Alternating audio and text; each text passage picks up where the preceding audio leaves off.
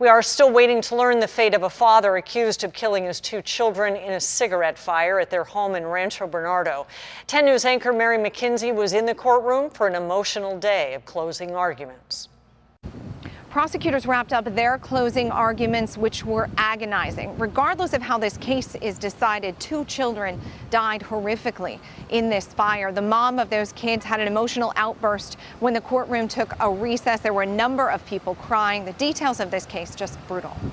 No one should have died in this fire. No one. There was an unburned balcony upstairs. The only reason anyone died in this fire is because Henry Lopez decided to drink himself into oblivion and not protect his children. Prosecutors are tasked with proving Henry Lopez was negligent in getting drunk and lighting a cigarette in his bed, starting the fire that killed his 2 children.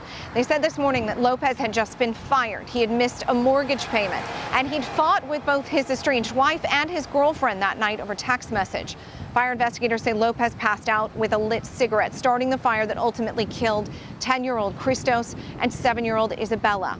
Prosecutors say Isabella died from smoke inhalation and Christos died in the fire. Lopez himself was found burned, bloodied, and unconscious at the top of the home stairs. His blood alcohol level was 0.229 several hours later, and a melted bottle of alcohol was found near his bed.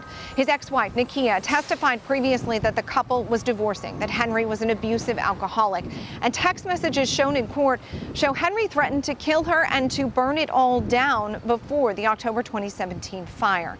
Lopez's attorneys have tried to show that his phone started the fire and that no cigarette butts were found at the scene.